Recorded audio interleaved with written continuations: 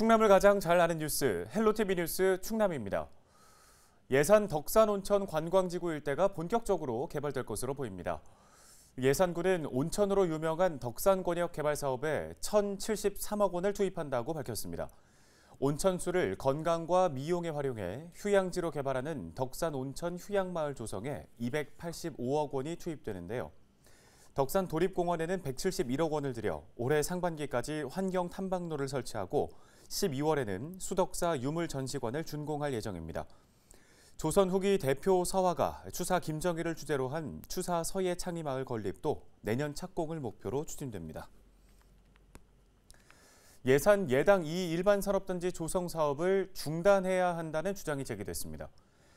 충남도와 예산군은 고덕면 일대에 2024년까지 1,300억 원을 투입해 90만 제곱미터 규모의 산업단지 조성을 추진하고 있습니다. 대전 충남 녹색연합은 성명서를 통해 예당 2산단이 들어서면 마을 주민들이 극심한 환경 파괴와 사회 문제로 피해를 보게 된다고 지적했습니다. 현재 신규 산단 예정지 반경 4km 이내에 모두 6개의 산단이 있으며 예당 2산단까지 포함하면 고덕면에만 190만 제곱미터 규모가 조성된다는 설명입니다. 이에 녹색연합은 산단 조성 절차를 중단하고 주민 피해를 전수조사해 대책 마련에 나서야 한다고 요구했습니다. 충남 지역 초등학교 학급당 학생 수가 줄고 학급은 늘어납니다. 충남교육청은 2021학년도 초등학교 학급당 학생 수를 지난해보다 1명 감축하고 38학급을 증설했습니다. 동지역 29명, 읍지역 27명, 면지역은 25명입니다. 중학교는 학령 인구 증가에 따라 지난해와 동일하게 동지역 31명, 읍지역 30명, 면지역 29명으로 편성하고 58학급을 증설했습니다. 학급 증설에 따라 추가로 필요한 비품비는 47개 학교에 5억여 원입니다.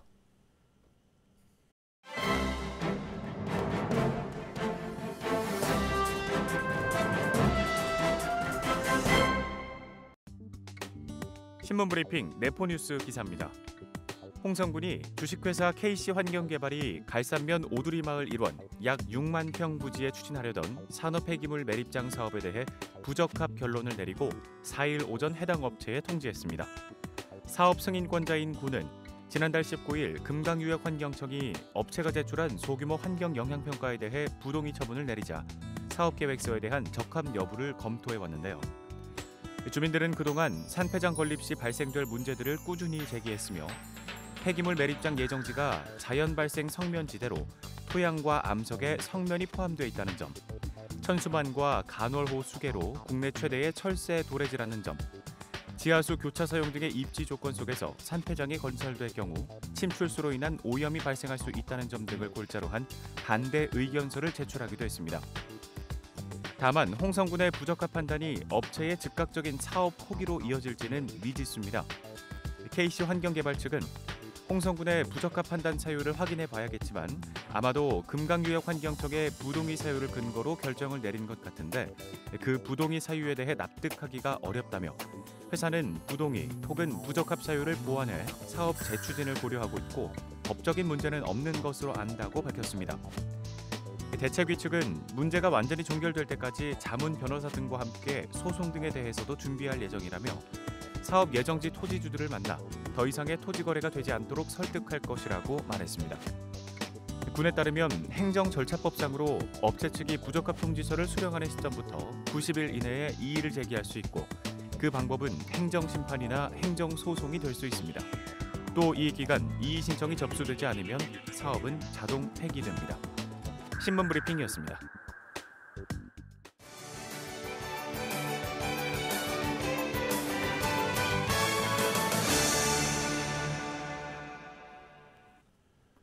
이어서 각 지자체의 소식을 가장 빠르게 전해드리는 오늘의 정보 시간입니다.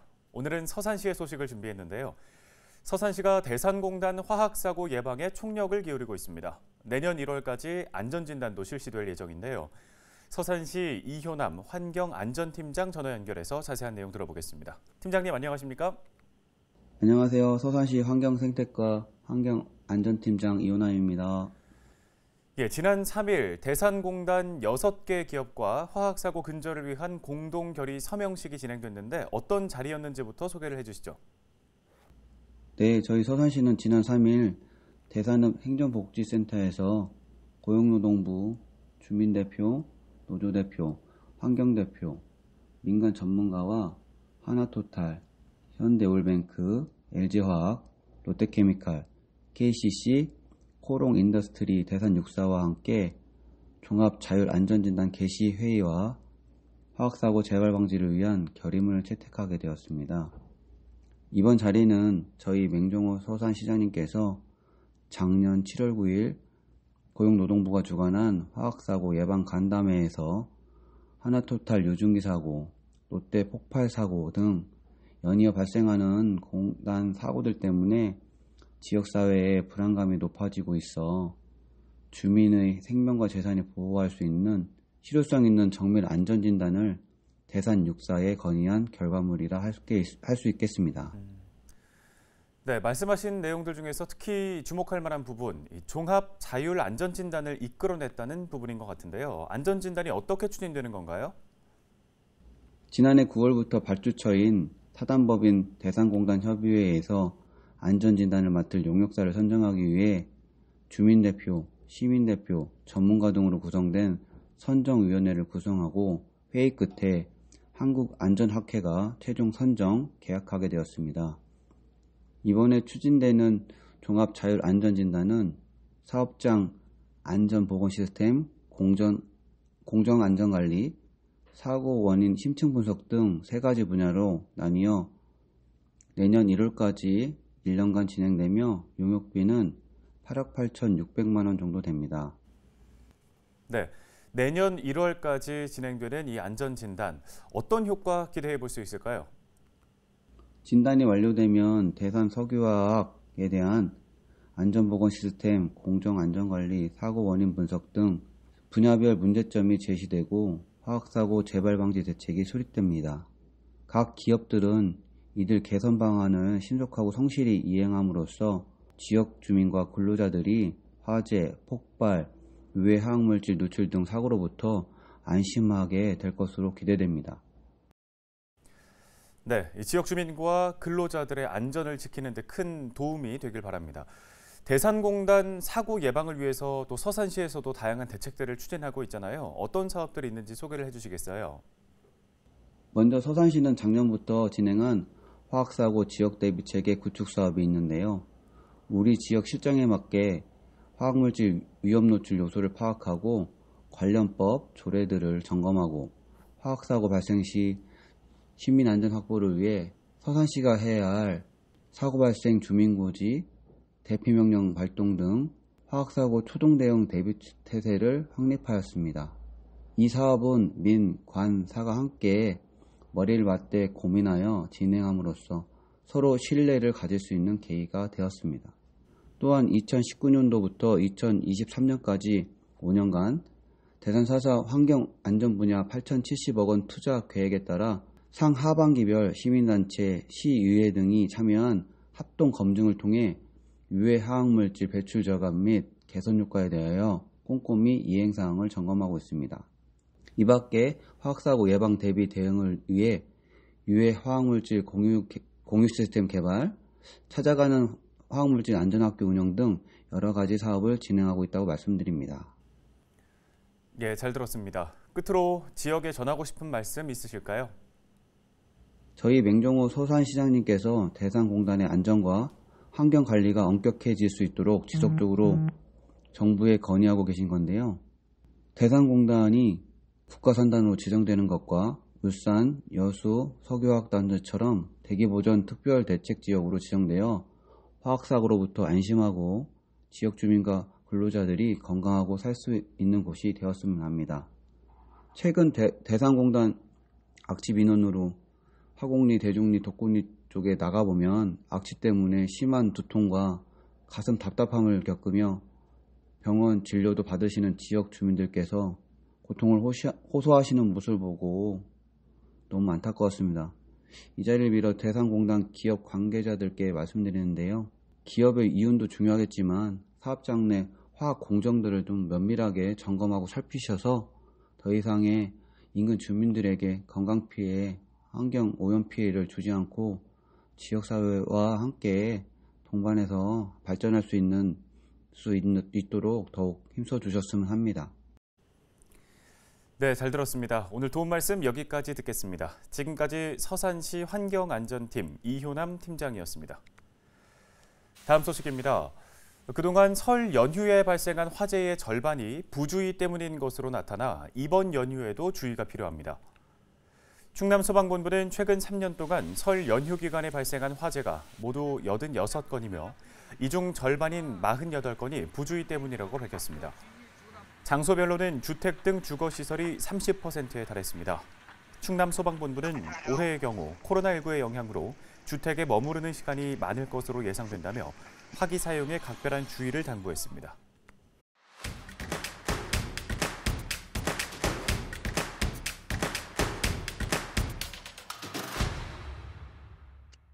서산시가 설 명절을 맞아 다중이용시설 방역에 나섰습니다.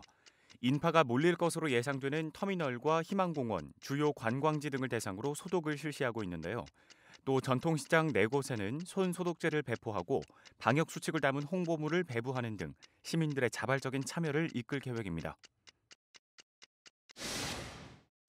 충남교육청 서부평생교육원이 올바른 한글 사용 운동을 전개합니다. 직원들의 올바른 한글 사용 실천을 위해 자체 교육 자료를 제작하고 직원들이 항상 활용할 수 있도록 했는데요. 매달 9일을 한글 사랑의 날로 지정해 운영하고 한글의 우수성을 홍보하는 다양한 활동에 나설 예정입니다. 당진에서 취약계층을 위한 나눔의 손길이 잇따르고 있습니다. 연호 라이온스클럽은 합덕읍 행정복지센터를 방문해 이웃사랑 나눔쌀 10kg, 20포를 전달했습니다. 회장 취임 축하 화함 대신 쌀을 기부받아 어려운 이웃에게 전달한 건데요.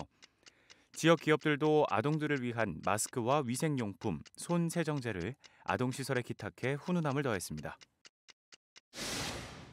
예산군 보건소 치매안심센터가 설 명절을 맞아 치매 어르신 가정을 방문해 임의용 서비스를 실시합니다.